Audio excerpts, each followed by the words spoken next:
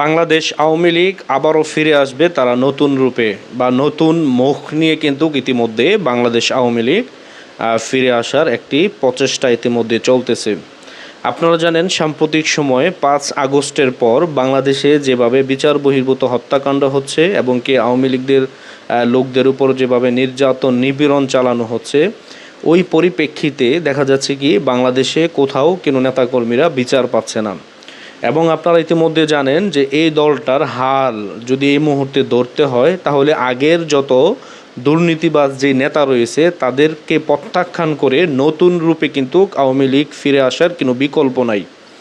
কারণ এই দলকে যদি সুসংগঠিত করতে হয় বা এই দলের কার্যক্রম যদি রাজপথে থেকে পরিচালনা করতে হয়, তাহলে অবশ্যই আওয়ামী লীগকে নতুন রূপেই কিন্তু আবার ফিরে আসতে হবে।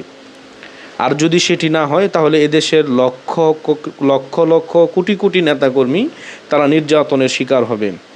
আওয়ামী লীগ যদি আপনার রাজপথে কর্মসূচিতে যদি থাকে, তাহলে দেখা যাবে কি যে কর্মসূচিতে ব্যস্ত থাকা অবস্থায় যদি কেউ আপনার অ্যারেস্ট হয় বা জেলে যায়, ওইটা কিন্তু মানানো যায়। কিন্তু আপনি বসে থেকে যদি আপনি নির্যাতনের শিকার হন, সেটি কিন্তু আপনার আঘাতটা কিন্তু প্রচুর পরিমাণ আপনার এখানে গিয়ে অ্যাট্রাক্ট করবে। অবশ্যই প্রত্যেকটি নেতাকর্মীকে রাজপথে থেকে কিন্তু এর প্রতিবাদ করতে হবে। আর আমি কেন বললাম যে আওয়ামী লীগ নতুন রূপে ফিরে আসবে বা ফিরে আসতেই হবে আওয়ামী লীগকে নতুন রূপে, আর না হলে এদেশের হাল কে ধরবে? আপনারা ইতিমধ্যে হয়তো দেখতে পাচ্ছেন যে 5 তারিখের পর বাচ্চারা যেভাবে আপনার একটি আন্দোলন করে একটি পুতুল সরকার তারা এদেশে কায়েম করেছে, সে কিন্তু ইতিমধ্যে এই রাষ্ট্র পরিচালনা করতে কিন্তু ব্যর্থ, বা সে কিন্তু এই রাষ্ট্র পরিচালনা করতে সক্ষম না, এবং কি তাকে দিয়ে কিন্তু এই রাষ্ট্র পরিচালনা করা অসম্ভব একবারে। কারণ আমাদের দেশের মানুষ এখন নিরাপত্তাহীনতায় ভুগতেছে। এদেশের মানুষ এখন বিচার বহির্ভূত হত্যাকাণ্ডের শিকার হচ্ছে। এদেশের মানুষের এখন জানমালের কোনো নিরাপত্তা নাই। কই আওয়ামী লীগ সরকার থাকা অবস্থায় তো কোনো মানুষ বলে নাই যে আমার জানমালের নিরাপত্তা নাই। এই কথা তো কেউ বলতে পারে নাই, আমি শুনি নাই আপাতত। এখন এরকমটা কেন হচ্ছে? এখন কিন্তু অনেক নেতাদেরও কিন্তু সুর পাল্টে গেছে যে আওয়ামী লীগই ভালো ছিল, এখন আমরাও নিরাপদ বোধ করতেছি না। এগুলা বিএনপি অনেক নেতারা বলতেছে। যেমন রুমিন ফারহানার মতন একজন মহিলা নেত্রী, সেও কিন্তু বলতেছে যে আসলে আমি নিজেকে এই দেশে নিরাপদ মনে করি না। কারণ এই দেশটা এখন এমন পরিস্থিতির মধ্যে চলে গেছে যে সবাই ভাবতেছে সরকার, মানে কি এই দেশের যে জনগণ তারা সবাই ভাবতেছে আমরা সরকার। তার মানে এগুলো কারা?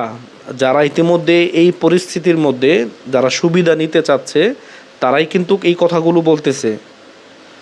তার মানে কেউ সমন্বয়ক পরিচয় দিচ্ছে, সে এই কলেজের সমন্বয়ক, ওই কলেজের সমন্বয়ক, মানে বিভিন্ন পরিচয় দিয়ে কিন্তু তারা ইতিমধ্যে বাংলাদেশের বিভিন্ন জেলায় আপনার বিভিন্ন অপকর্ম করে বেড়াচ্ছে। এদেশের মানুষ যদি নিরাপত্তায় থাকতো, তাহলে কিন্তু মানুষের এতটা উদ্বেগ থাকে না। আমরা যদি এখন দেখি আমাদের পোশাক খাত ধ্বংস, আমাদের ব্যবসায়িক যত খাত আছে সব কিছু ধ্বংস।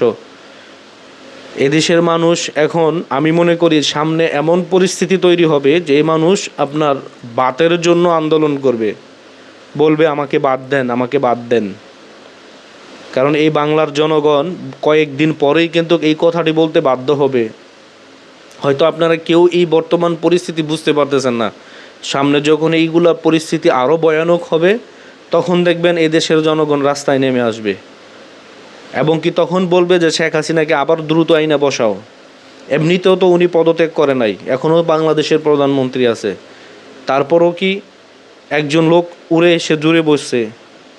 আপনারা যাকে বর্তমান কেয়ারটেকার গভর্নমেন্টে বসাইছেন বা আপনি এই যে উপদেষ্টা পদ দিছেন, সে কিন্তু বাংলাদেশের কোনো নাগরিক না। আমি মনে করি সে জন্মসূত্রে বাংলাদেশি হলেও সে বাংলাদেশের জন্য কাঁদে না, কারণ তার হচ্ছে আমেরিকার পাসপোর্ট। শেখ হাসিনার কিন্তু আমেরিকার পাসপোর্ট নাই, সে ওই দেশের নাগরিক না। সে ওই দেশের নাগরিক থাকলে ঠিকই চলে যাইতো। এজন্য বলবো দেশটাকে বিক্রি করে দিয়েন না। এই দেশটা আমার আপনার সবার। এনজিও মার্কা সরকার দিয়ে কিন্তু এই রাষ্ট্র কখনো পরিচালনা হবে না।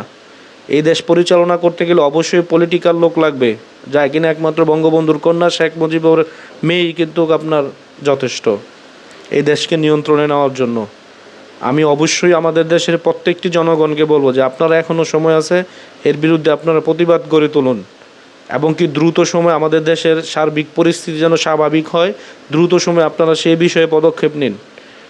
আমাদের বাংলাদেশে 5 তারিখের পর যে ঘটনাগুলো আমরা ইতিমধ্যে দেখতেছি, এগুলো কিন্তু আমাদের একবারে নজিরবিহীন ঘটনা, যেগুলো আমরা বিগত 15 বছর দেখি নাই। এজন্য বলবো, সর্বপ্রথম হচ্ছে আমাদের দেশের মানুষের জননিরাপত্তা। নিরাপত্তাই যদি না থাকে তাহলে এই দেশের আপনি বসবাসের কিন্তু অযোগ্য হয়ে যাবে এই দেশটি। এগুলো কিন্তু আমাদের মাথায় রাখতে হবে।